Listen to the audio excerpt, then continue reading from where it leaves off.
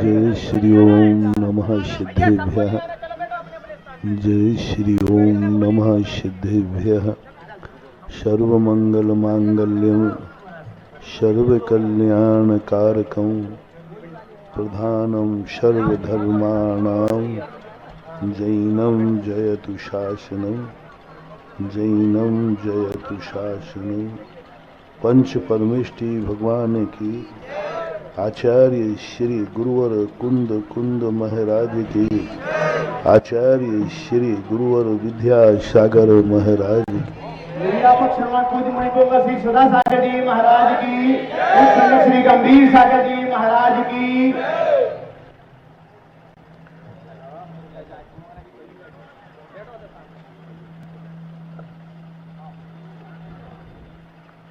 प्रत्येक वस्तु में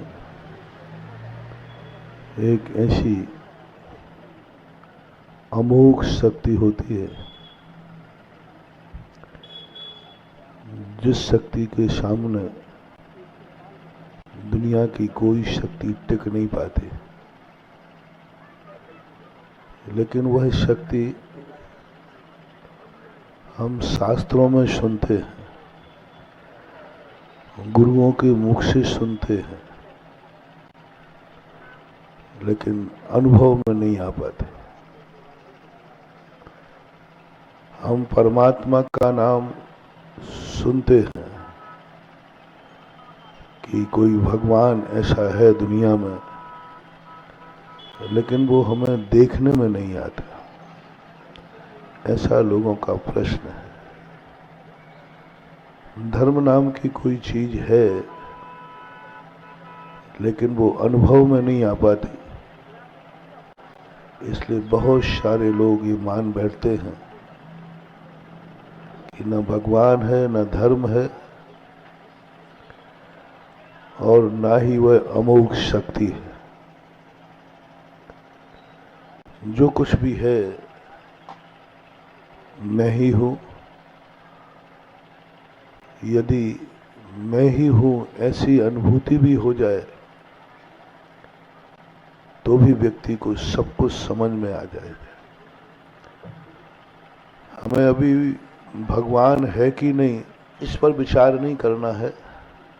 अभी तो पहले यह घोषणा करो कि तुम हो कि नहीं। अभी तो तुम यही घोषणा नहीं कर पा रहे हो कि मैं हूं भी कि नहीं हूं। भगवान के पास बाद में, भगवान तो बहुत बाद में मिलता है, धर्म तो बहुत बाद में मिलता है।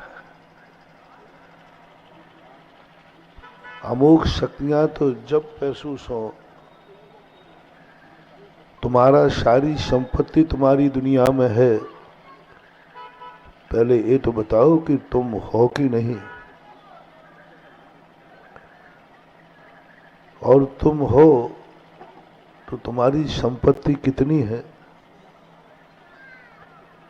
तुम्हारी खुद की संपत्ति कितनी है, तुम पूर्वजों की संपत्ति के अधिकारी कैसे हो,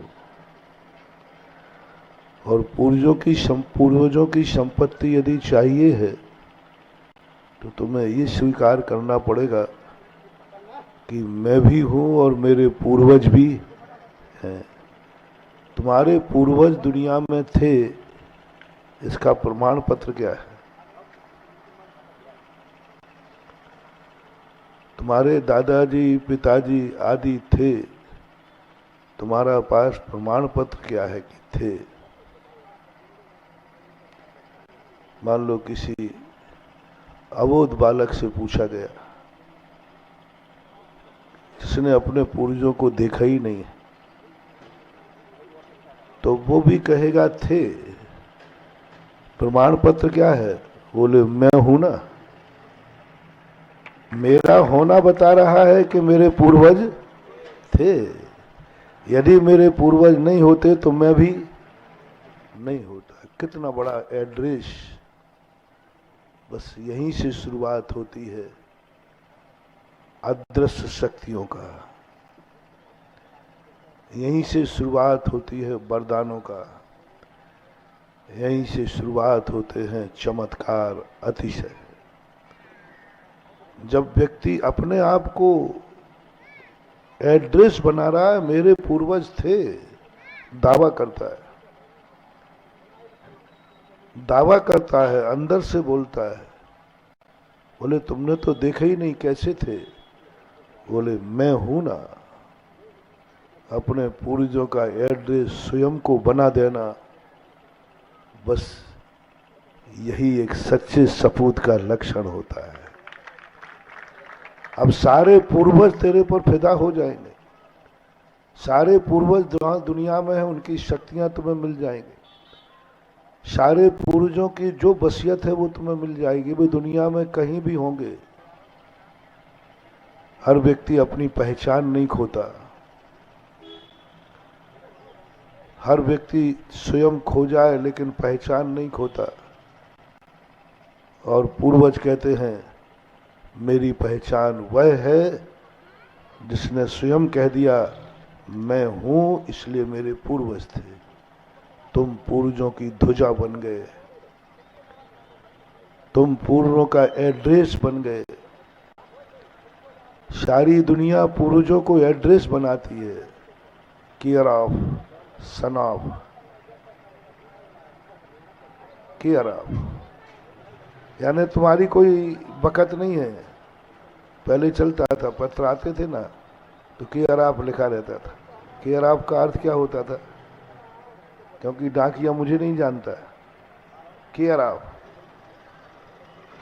रेपुटेशन ऑफ।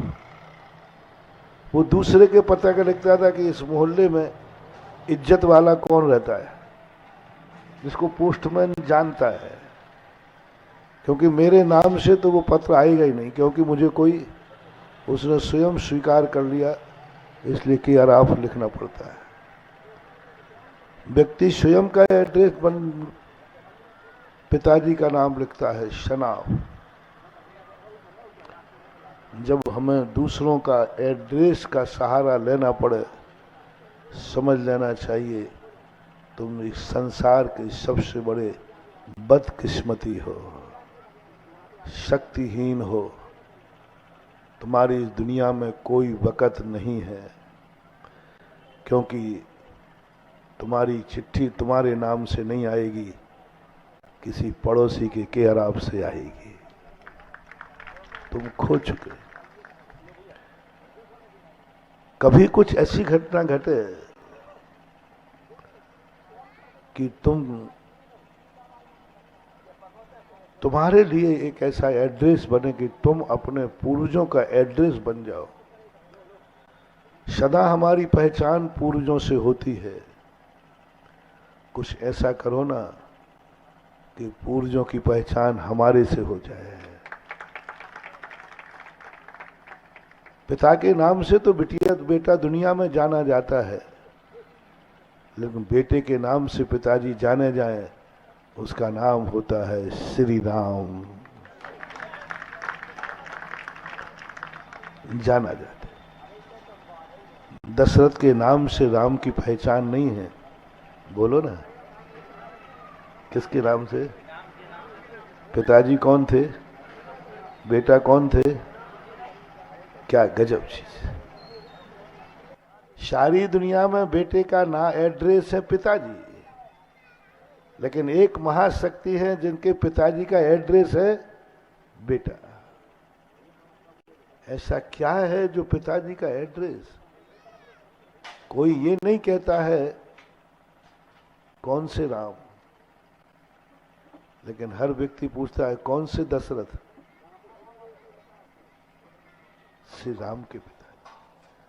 बस पितृ छाया, पूर्वजों का आशीर्वाद यहां बरस पड़ता है। जो पिता सोचते हैं मेरी पहचान मेरा बेटा बन गया। बेटा स्वयं ने तो अपनी पहचान बनाई, मेरी भी पहचान बन गया। आज दुनिया मुझे जान रही है राम के नाम से। मेरी कोई पहचान नहीं है। मैं जरूर पिता हूं, मैं जरूर पिता हूं, लेकिन मेरा एड्रेस तो कौन है? श्री राम बेटा। इससे पूर्वज नाखुश नहीं होते, खुश होते। हर पूर्वज चाहता है कि मेरी पहचान मेरा बेटा बने। मैं तो जा रहा हूं, मैं तो जा रहा हूं, मुझे तो जाना है, मेरा समय तो निश्चित है, लेकिन मेरी पहचान दुनिया में जीवित रहे, जो उसको देखकर लोग मुझे याद करेंगे। ये हर पिता का एक इच्छा होती है। ऐसा ही होता है। यदि हमें पितृ शक्तियां जागना है, पूर्वजों की हमें छाया चाहिए है, हमारे पूर्वज हम पर सादा मेहरबान रहें, तो आप उनका कोई पहचान बनिए, जिससे तुम्हें देख करके उनके नाम याद आ जाए, लोग ये कहे उठे जिंदगी जीने में और कुछ करना या नहीं करना, कुछ करना या नहीं करना, बस एक शब्द जिंदगी में करना, तुम ऐसा कोई कार्य करना जिससे सारा नगर ये कह सके, जब बेटा ऐसा है तो पिता कैसा होगा। बस सब कुछ नहीं करना तुम्हें, कुछ नहीं। एक कुछ कार्य ऐसा करो, करोगे तुम और याद करेंगे लोग तुम्हारे पूर्वज को। कैसा होगा इसका पिता, कैसा होगा इसके पूर्वज। जब बेटा ऐसा है तो पिता, बस ये है सबसे बड़ी जिंदगी में जीने का सबसे बड़ी अमोघ शक्ति जाग गई। अमोघ शक्ति जाग गई। सारा जगत तुम्हारे कृत्यों को देखकर पूर्वजों की याद कर रहा है। अब ये दोनों कार्य हो सकते हैं, अच्छे कार्य भी और खोटे कार्य भी। कोई ऐसा खोटा कार्य करो जिससे लोग कहें कि जब बेटा ऐसा खुरापाती है तो ये है तुम्हारी जिंदगी का अभिशाप। और कोई ऐसा कार्य करो कि लोग कहें कि बेटा जब इतना अच्छा है तो इसके पूर्वज कैसे रहे होंगे। ये शब्द यदि जिंदगी में तुमने कभी किसी भी कान से सुन लिया, बस एक शब्द सुनने के लिए तुम जिंदा जरूर रहना। एक शब्द सुनने के लिए तुम्हें कुछ भी करना पड़े, करना। और पूरी जिंदगी में कहीं एक शब्द सुनाई पड़े कि ये ऐसा है तो इसके पूर्वज कैसे हैं, बस तुम्हारा मनुष्य बनना सफल हो गया, सार्थक हो गए, तुम धन्य धन्य हो गए। अब तुम्हें अपनी जिंदगी संबंध में कुछ नहीं विचारना, तुम वहीं पहुंचोगे जहां तुम्हारे पूर्वज हैं, फिर से मिलेंगे। हर व्यक्ति का कोई ना कोई तुम्हारे जीवन में चला गया, जिसके कारण तुम्हें रोना पड़ता है। मेरे पिताजी मर गए, दादाजी मर गए, कोई भी मर गया। आप क्यों रो रहे हैं? मर गया तो मर जाना, तुम तो जिंदा हो ना। अरे नहीं महाराज, ऐसी बात नहीं है। उनके उपकार हमारे ऊपर हैं, उन्होंने हमें ये दिया। आप रोते हो तो क्या चाहते हो? लिधोरा में कोई भी व्यक्ति मरते भी हैं कि नहीं मरते? मैं पूछ रहा हूं, पहली बार आया हो ना, इसलिए। मरते तो होंगे। स्मशान घाट तो होगा ही होगा, ऐसा हो ही नहीं सकता।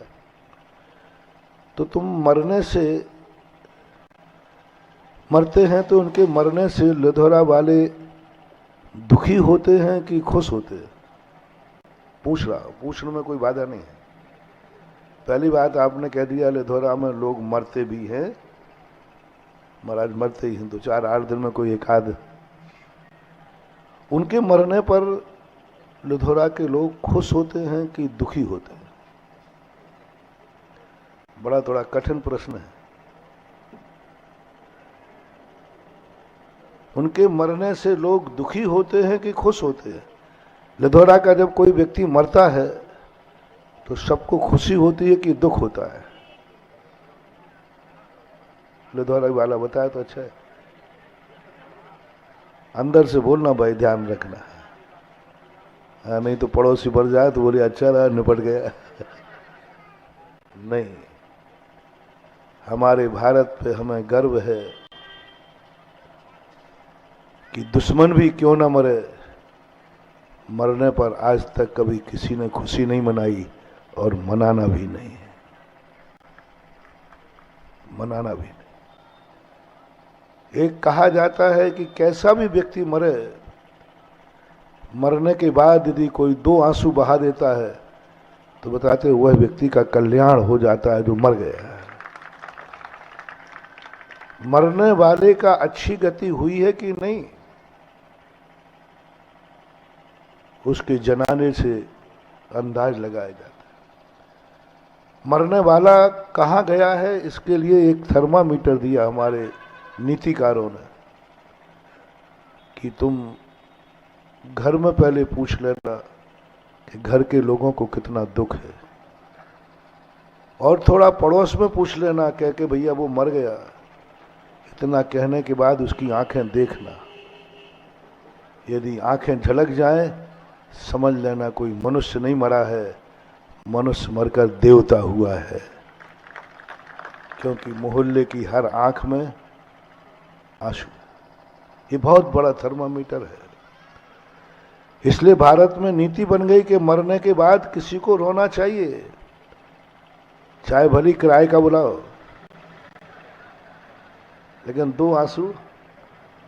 जन्मते समय यदि जन्मने वाला नहीं रोए तो उसकी जिंदगी खतरे में है, और मरने पर कोई दूसरा न रोए तो उसकी जिंदगी खतरे में है। जन्मते समय स्वयं रोवे तो अच्छा मानते, न रोवे तो आप लोग बुरा मानते कि बालक का जन्म हुआ रोया नहीं। रोना शगुन, हंसना ही शगुन नहीं होता है, रोना भी शगुन, रोना भी शुभ का संकेत। बालक यदि जन्मते ही हंस जाए समझ लेना ये जगत का विनाश करेगा, राक्षस होगा, क्योंकि जन्मते ही हंस गया। जन्मते ही बालक का हंसना बहुत अशुभ होता है, बहुत अशुभ। उस वंश का नाश हो जाता है, सब कुछ मिट जाता। बालक हंस गया जन्मते ही, ये ज्योतिष में है। और बालक जन्मते ही रो पड़े तो सबको खुशी हो जाती है, बालक की जिंदगी भी सुरक्षित है, पूरा परिवार का भी सुरक्षित है, क्योंकि बालक रो पड़ा। आज तक तुमने रोने को अशुभ ही समझा है, लेकिन बालक के जन्म के समय रोना शुभ होता है।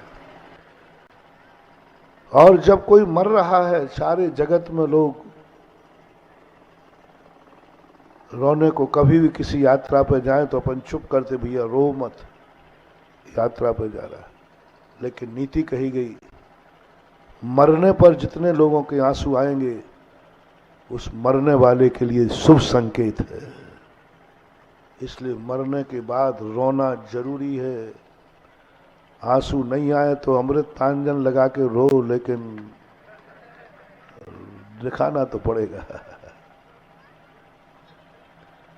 और कोई भी व्यक्ति उस मरने पर बैठने आए तो हंस के मत दिखाना। क्या दिखाते हो? तब तुम्हारे यहाँ कोई बैठने आता है तो आप रो के दिखाते हो कि हंस के? रो के। शुभ संकेत है, ये रोना शुभ सूचक माना जाता है। तो कितने लोग रोते हैं ये देखना है। तो मैं पूछ रहा था कि लिधौरा में कोई मरता है तो पूरा गांव रोता है या हंसता है? बहुतायत बड़ा रोते हैं। आप लिधौरा भारत से अलग नहीं है, जो भारत वाले करते वो लिधौरा वाले भी करते हैं, रोते हैं। हमारा अच्छे से रोते हो कि फूट फूट के रोते हो? हमारा ये मत पूछो, अभी तो सब वैरायटियां हैं, लेकिन रोते। रोना क्या बता रहा है? कोई व्यक्ति अच्छा चला गया तो अब क्या चाहते हो आप? जो जो लिधौरा में यहां से मरण करके गया है, वह व्यक्ति जिनका बाप दादा जो कुछ भी हो, उनको मैं फिर से मिला सकता हूं। अब तुम कहो महाराज जी आपने लुधौरा में चमत्कार दिखाना चालू कर दिया। अब मेरा नाम ही तुमने अभी अशोक नहीं बोला चमत्कार, तो मैंने कहा भाई ठीक है, अब कुछ तो चमत्कार दिखाओ। जब कोई टाइटल देवे तो उसको झूठा सिद्ध नहीं करना। क्या करना? तो चमत्कार दिखाता हूं। तुम्हारे सारे पूर्वज मरे हैं, मरण को प्राप्त हुआ, आपको उनसे दुख है। मैं तुम्हारे दुख को बहुत अच्छी ओरिजिनल मानता हूं, अंदर की बात तुम जानना। अब बोलो, उन सारे पूर्वजों को आपको दुख है तो मैं समझ रहा हूं कि उनके जाने से आप दुखी हो। मैं उनको पुनः मिला दूं?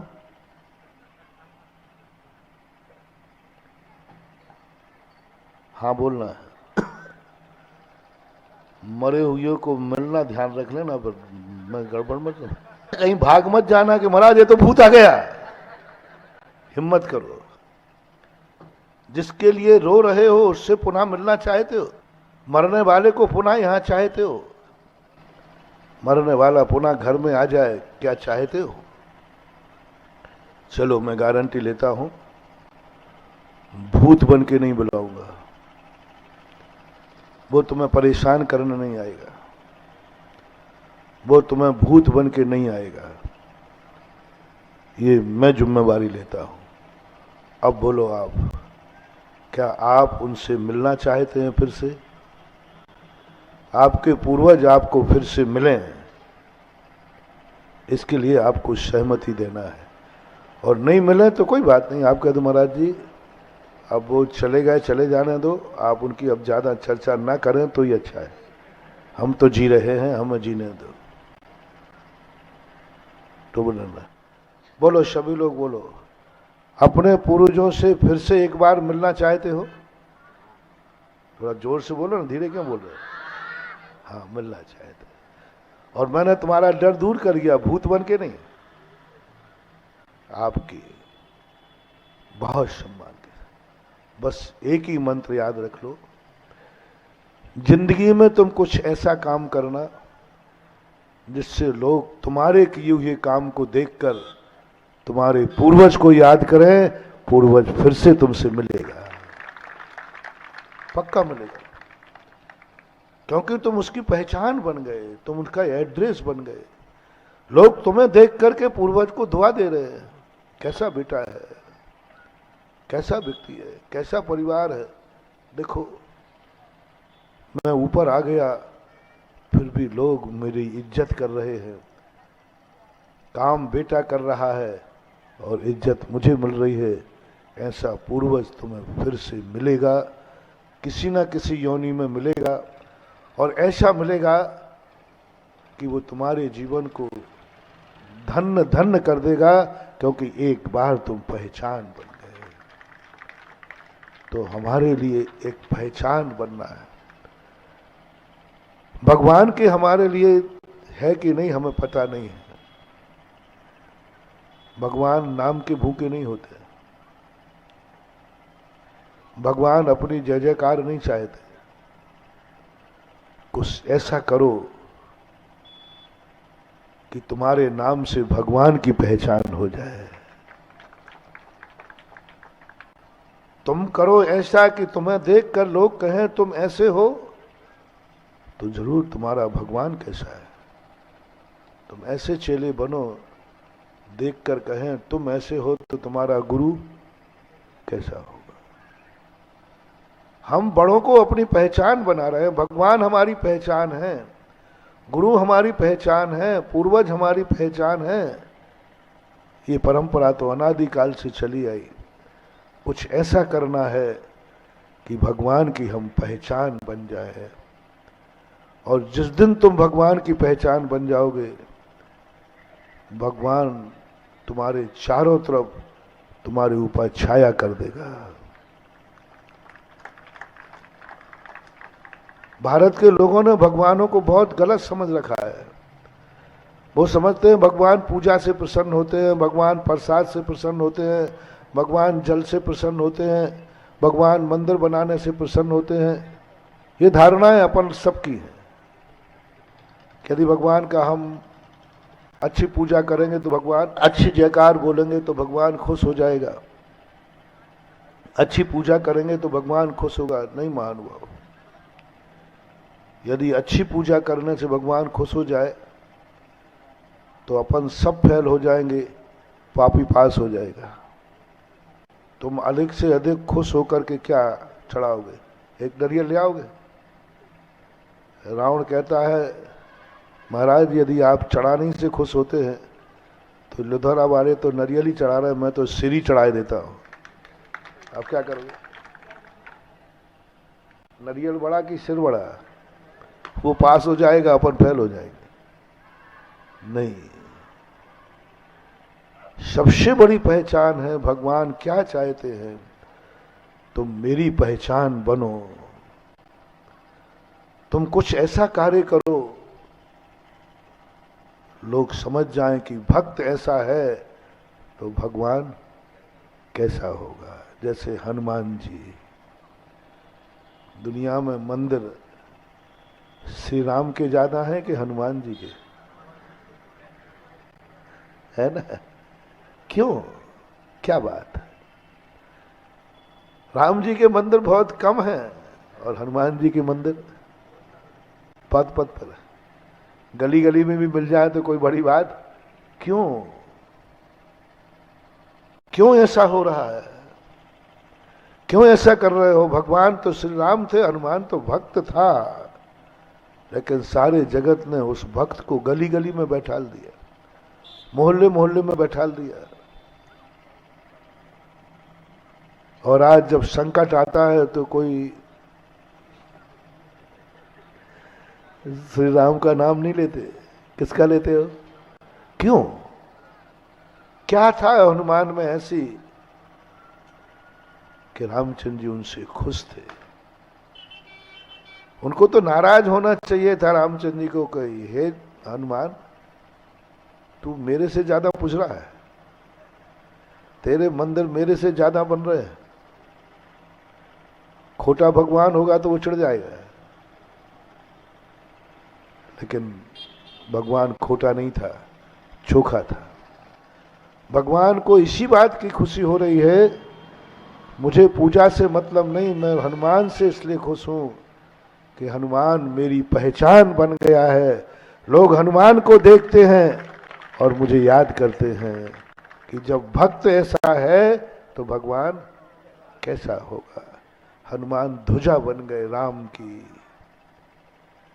हनुमान ध्वजा बन गए राम की, हनुमान मील का पत्थर बन गए राम की मंजिल की। हनुमान मील का पत्थर बन गए और जैसे ही हनुमान का पत्थर लोग देखते हैं समझते हैं जरूर ये रास्ता श्री राम के पास जाता है। क्योंकि कैसे जाना कि तुम्हारा ये पत्थर, ये रास्ता राम के पास जाता है? बोले मील का पत्थर कौन है? मील के पत्थर को देखकर राम की मंजिल पता चल गई, हनुमान की ध्वजा देखकर पता चला जरूर इस मंदिर में, बोलो ऊपर से ध्वजा देखी, बोले किसकी ध्वजा लगी है? बोले हनुमान की। नियम से इसके अंदर राम जी का विराजमान है, क्योंकि अन्यथा हनुमान की ध्वजा को देखकर राम का ज्ञान, जितनी भी कथाएं हमने जैन दर्शन में पढ़ी, वैष्णव दर्शन में देखी, उनमें यही लिखी, हर व्यक्ति उसकी पहचान बन गया। सिद्धों की पूजा करने से सिद्ध चक्र कोई अतिशय नहीं होता है। मैना सुंदरी सिद्ध चक्र मंडल की पहचान बन गई। कौन सा सिद्ध चक्र मंडल विधान? कौन सा है? वो वाला, वो जो मैना सुंदरी ने किया था। पहचान हो जाते। तो हमारी जिंदगी में कुछ एक ऐसे, कल मैंने दिगोड़ा के अंदर भी यही कहा था, आप चाहते हैं कि आपकी बेटा आपकी पहचान बने, आपके मरने के बाद वो आपको यश दिलाए। तो कल कहा था मैंने कि आपने कोई अपने बेटों के खातिर कोई बुराई छोड़ी है? क्या बलिदान दिया है। बहुत बड़ी बात कल कही थी। क्या बलिदान दिया है आपने पूर्वजों के प्रति, क्या बलिदान किया है आपने बच्चों के प्रति। कल हमने बच्चों के प्रति कहा था, कल बच्चों के प्रति कहा था, क्या तुमने कभी सोचा कि तुम अपने बच्चों में कौन सी बुराई नहीं चाहते हो। कल कहा था ना कि आप लोग पूछते महाराज जी कोई एक चीज बताओ जो एक बुराई में छोड़ना चाहता हूं, आपके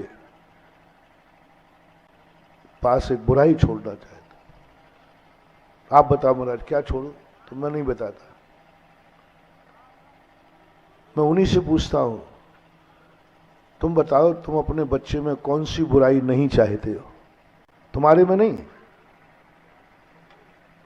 तुम्हारे में नहीं। तुम तो कहो महाराज मैं तो बुरा कभी करते ही नहीं, आपको तो मालूम है।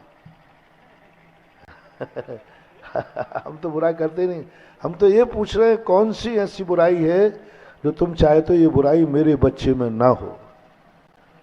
बस एक बुराई छोड़ देना, महाराज के कहने पर नहीं, भगवान के कहने पर नहीं, अपने बच्चे के खातिर छोड़ देना। वो बच्चा तुम्हारा नाम रोशन कर देगा।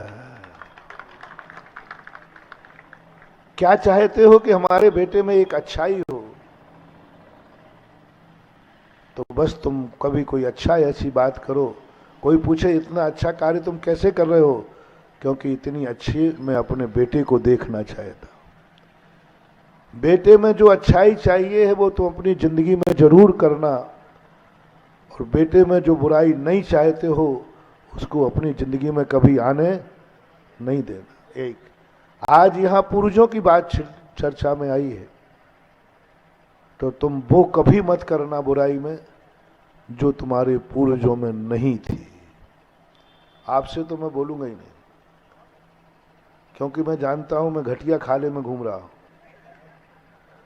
और घटिया खाले में किसी को छेड़ना अच्छी बात नहीं है, क्योंकि ये मऊओं का देश है। चारों तरफ मऊआ मऊआ, रास्ते में ज्यादा मऊआ ही मिलते हैं, और मऊआ जहां है और मऊआ की जहां चढ़ी हो वहां ज्यादा इनको छेड़ना ठीक ठाक नहीं है। इसलिए मैं आपसे नहीं कह रहा हूं कि आपको ये नहीं करना ये करना। आप तो बस इतना सा पूछ रहा हूं कि तुम्हारे पूर्वजों में कोई अच्छाई थी या नहीं। तुम्हारे पूर्वजों को तुम गर्व से कह सकते हो कि मेरे पूर्वजों में यह बुराई नहीं थी, यह बुराई नहीं थी। आपको सबको आज होमवर्क दे रहा हूं लिधौरा के लिए। तुम अपने पूर्वज जितनी पीढ़ियां आपको याद हो, पिताजी दादाजी, उनकी कोई ऐसी चीज बताओ जो कहो मेरे पूर्वजों में यह बुराई नहीं थी। कौन सी बुराई नहीं थी बताओ। इसके लिए पहले आप बुराइयों की लिस्ट बनाइए, फिर कहिए कि ये मेरे पूर्वजों में बुराई थी। तुम्हारे पूर्वज गंदे थे कि अच्छे थे? जल्दी बोलते जाओ, टाइम ज्यादा नहीं है। क्योंकि तुम्हारे पूर्वज अच्छे थे या बुरे थे? थोड़ा जोर से बोलो। अच्छे थे। तुम्हारे पूर्वजों में कौन सी बुराई नहीं थी? थी नहीं पूछ रहा हूं। क्या वो मांसाहारी थे? क्या वो शराबी थे? क्या वे गंजड़े भंगड़े थे? क्या वे गुटखा खाते थे? क्या कोई व्यसन करते थे? पक्का गांजा भांग कुछ भी पीते हो तो वो नोट कर लेना। करते थे कि नहीं? नहीं करते थे। प्रमाण पत्र क्या है? मैं आरोप लगा रहा हूं तुम्हारे पूर्वजों पर कि वो तुम्हारे पूर्वज सभी प्रकार के पाप करते थे। जुआड़ी भी थे, शराबी भी थे, गंजड़ा भी था, भंगड़ा, संसार की सारी बुराइयां उसमें थी। मैं एक आरोप लगा रहा हूं लिधौरा के जितने पूर्वज मरे हैं उन सब पर। प्रवचन यहीं खत्म कर दूं? ध्यान रखना, ये लाइव में पहुंच चुका है, दुनिया में पहुंच चुका है कि लिधौरा के जितने भी लोग मरे हैं वे सब बहुत गंदे थे, सारी बुराइयां थी, वे पापी थे। लिधौरा में बैठकर खुद महाराज ने कहा है और जनता मौजूद थी, गवाह आप लोग हो। आप बेटा फंसो, मैं ही नहीं फंसूंगा, तुम भी फंसोगे। खंडन आपको करना है, आरोप तो आप पर लग चुका है और वो भी बड़ी मंच से लगा है और साधु के मुख से लगा है। ओहो महानुभाव, बहुत बड़ा मौका है। दावा करके कहो खड़े होकर, महाराज जैसा आपने कहा ऐसे मेरे पूर्वज नहीं थे। सबूत क्या है तुम्हारे पास? बस छाती ठोक कर कहना, मैं खड़ा हूं ना महाराज आपके सामने। मेरे पूर्वजों में बुराइयां नहीं थी क्योंकि बुराइयां मेरे में नहीं है, यही तो पता है मेरे पूर्वज का। ये दावा ठोकना है। मेरे पूर्वज गंदे नहीं थे क्योंकि मैं गंदा, मेरे पूर्वज शराबी नहीं थे क्योंकि मैं शराबी, मेरे पूर्वज में कोई पाप नहीं किया क्योंकि मैंने पाप नहीं। ये एड्रेस दावा कर सको। मैं पूछूंगा कि भाई तुमने अपने पूर्वजों को देखा है क्या? नहीं थे तुम्हारे पास, क्या सबूत है? सबूत भी नहीं बता सकते क्योंकि उनके साथी थे, वे भी चले गए। अब क्या बताए? अंदर चेतना महानुभाव, बस यही है सबसे बड़ी शक्ति, अंदर चेतना की। कहो महाराज मैं तो खड़ा हूं ना, आप मेरे में कोई बुराई बताइए, आप बताइए। मेरे परिवार से पूछ लीजिए, मेरे मोहल्ले से पूछ लीजिए, मेरे पूरे नगर से पूछ लीजिए, मेरे में क्या बुराई है? तो सबने कहा महाराज इसमें तो कोई बुराई नहीं। घर वाले कहते महाराज जी इसमें तो कोई बुराई नहीं। पड़ोसी क्या कह रहा है? महाराज जी इसमें तो कोई, पूरा नगर क्या कह रहा है? इसमें तो कोई बुराई नहीं है। फिर मैं घोषणा करूंगा इसमें कोई बुराई नहीं है। हाँ, इसलिए मैं कह रहा हूं मेरे पूर्वजों में कोई बुराई नहीं थी। क्या यह दावा करने की हिम्मत है? तो तुम्हारे पूर्वजों को मैं तुम्हें फिर से मिला सकता हूं, गारंटी दे रहा हूं, मिलेंगे। जिस बेटे ने अपने पूर्वजों के स्वयं ध्वजा बन गया कि मैं हूं ना, उसको पूर्वज छोड़ेंगे नहीं, वो कहीं ना कहीं किसी ना किसी योनि में आपको मिलेंगे। एक अच्छाई बताओ,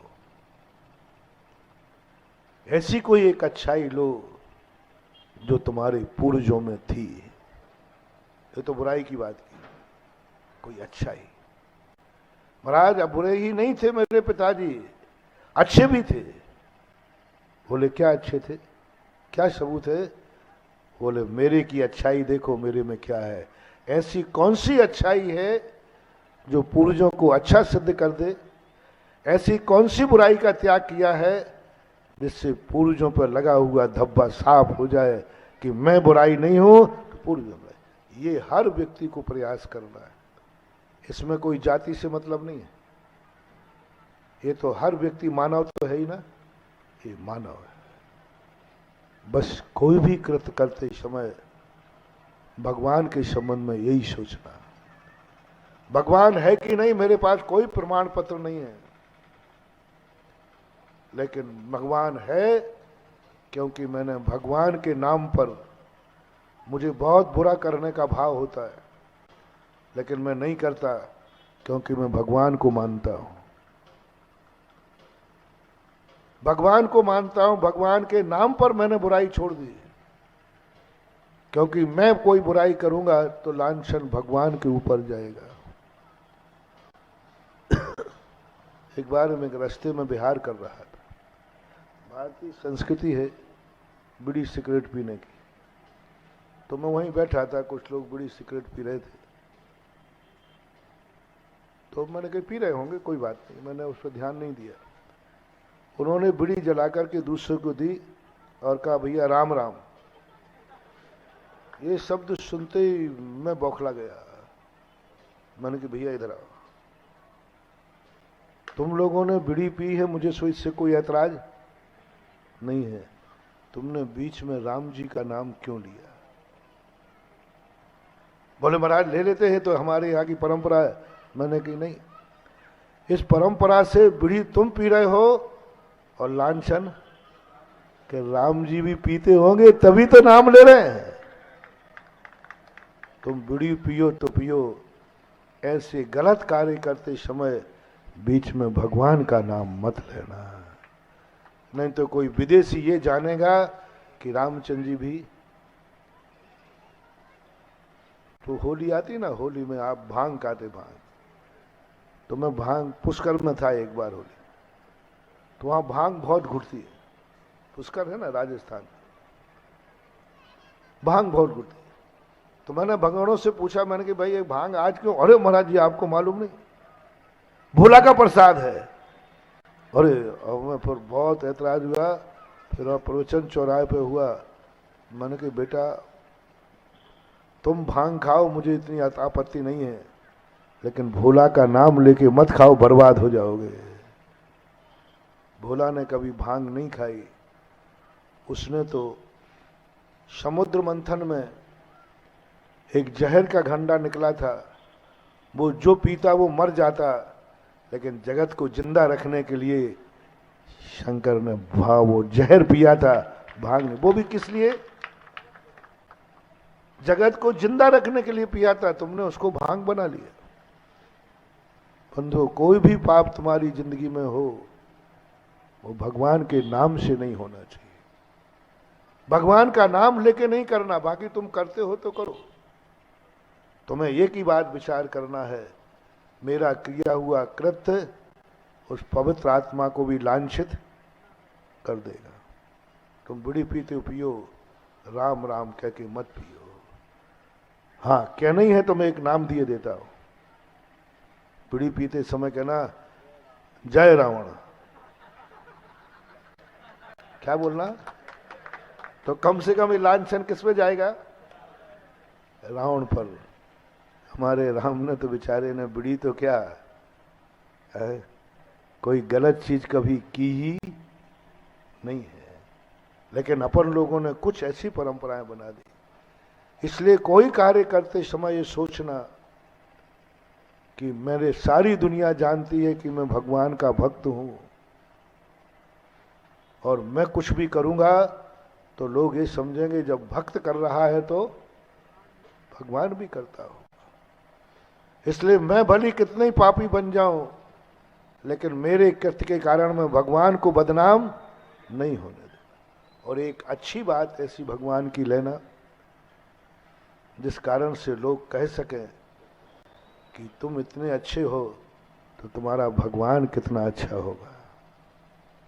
एक व्यक्ति से भी हमारी भगवान की बहुत बड़ी शान उठ सकती है। इसलिए आपका लेधोरे ग्राम में आया, देखो लेधोरा के पुण्य से तुम्हें आया नहीं। कोई भी व्यक्ति पागल नहीं है साधु जो कि गर्मी में उस 7 किलोमीटर चक्कर में लगाए। क्या ये पैर फोकट करेंगे? लेकिन एक व्यक्ति ने लेधोरा को आ लिया जिसका नाम तुम्हारे यहाँ अशोक ब्रह्मचारी है। हमारे संघ का सबसे पुराना ब्रह्मचारी है ये, और संजय दोनों ही थे ना, पुराने ब्रह्मचारी है, सबसे पुराना। अब मैंने तो पहले सोचा कि मैं तो गर्मी में तो 7 किलोमीटर का चक्कर तो नहीं लगाऊंगा। बाद में सोचा जिंदगी भर मिलना जुलना है, और एक ही कहेगा महाराज जी आप 5 किलोमीटर बाजू से निकल गए थे।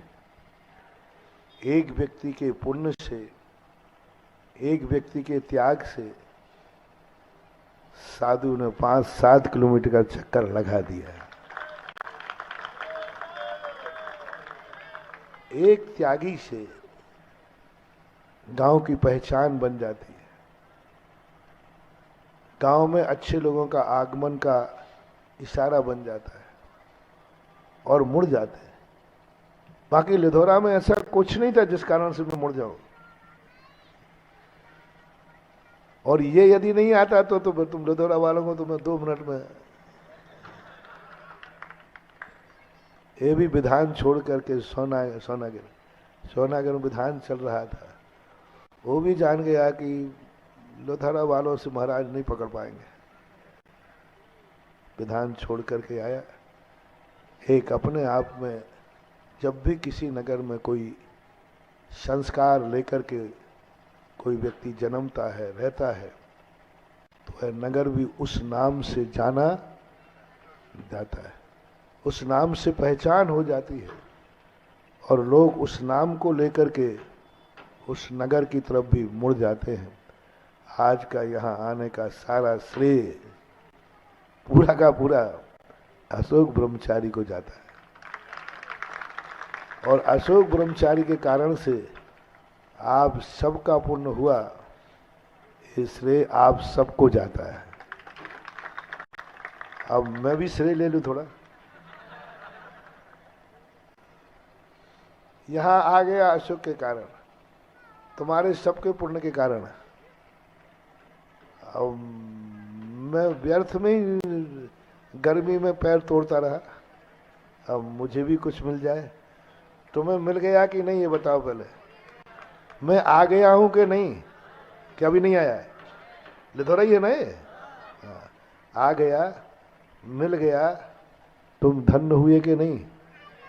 बोलो ना। तो अब तुम मेरी भी तो सोचो कछु।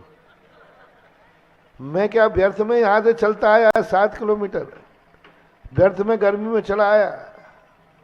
बस मेरी उपलब्धि यही है कि मैं भी श्रेय ले लूं कि मैं लिधोरा इसलिए गया कि यहाँ के लोग अपने पूर्वजों की पहचान बनते हैं और आने वाली संतान के आदर्श बनते हैं।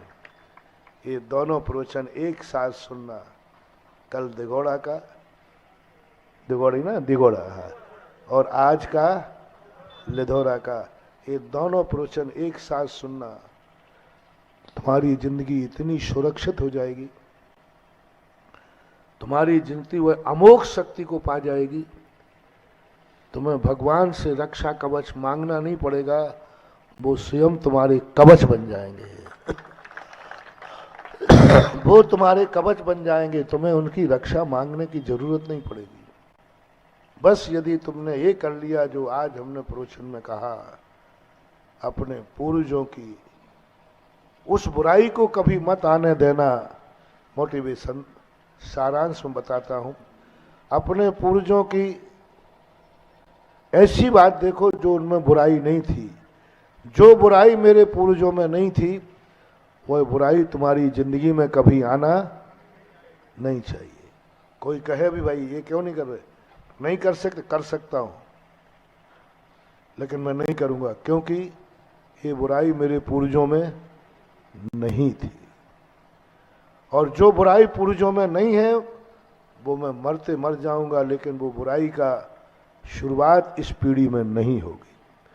और कोई अच्छाई तुम्हारी जिंदगी में हो, उसके लिए तुम्हें कितना भी समर्पण करना पड़े, कितना ही मन को मारना पड़े, पर कहना इस अच्छाई को तो मैं नहीं छोड़ूंगा। कोई पूछे क्यों? क्योंकि ये अच्छाई मेरे पूर्वजों की पहचान है। सारा जगत मेरे पूर्वजों को इसी अच्छाई से जानता है। सारे जगत जब हमारे पूर्वज मरे थे तब सारा गांव यही कहता था, ओहो वो देवता चला गया, अब नगर का क्या होगा। उसमें ये अच्छाई थी, हमारे पूर्वजों में यह अच्छाई थी। उस अच्छाई को मैं जिंदगी में नहीं छोड़ूंगा क्योंकि ये हमारे पूर्वजों की पहचान है। तो 2 बातें आपको दी आज।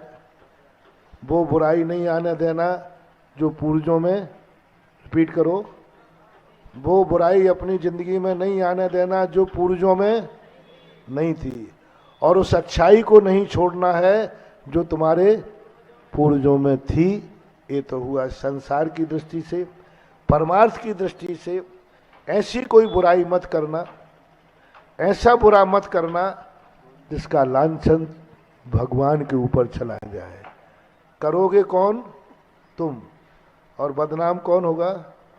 भगवान। सावधान, क्योंकि सारे जगत को मालूम है कि मैं उन भगवान को मानता हूं और उनका नाम लेकर ये पाप कर रहा हूं, तो नियम से जगत समझेगा कि ये पाप भगवान भी, जिस पाप से तुम्हारा भगवान बदनाम हो वो नहीं करना, और जिस कारण से भगवान का नाम हो। प्रवचन का प्रारंभ याद करो, ऐसा कोई कार्य करो कि सारा जगत कहे कि जब भक्त ऐसा कार्य कर रहा है तो इसका भगवान कैसा होगा। हम इनकी ध्वजा बन सकें पूर्वजों की, हम ध्वजा बन सकें भगवान की, हम ध्वजा बन सकें धर्म की, तो हमारे अवभाग्य होते हैं। हम मंदिर बने या न बने, हम मंदिर बने या न बने, मंदिर की वेदी पर भगवान बन के बैठे या न बैठे, लेकिन मंदिर की ध्वजा जरूर बनना, वो बहुत सस्ती है। मंदिर बनना कठिन है ना, और भगवान बनना और कठिन है। ये नहीं बन पाओ, पंचम काल है, हम भगवान नहीं बन पाएंगे, हम मंदिर नहीं बन पाएंगे, हम मंदिर में नहीं बैठ पाएंगे, कोई बात नहीं। लेकिन पंचम काल में सबसे बड़ी विशेषता है कि वो मंदिर की ध्वजा जरूर बन सकता है, धर्म की ध्वजा जरूर बन सकता है। यदि हम ध्वजा भी बन गए तो भी हमारा जीवन धन्य है। महावीर भगवान की जय।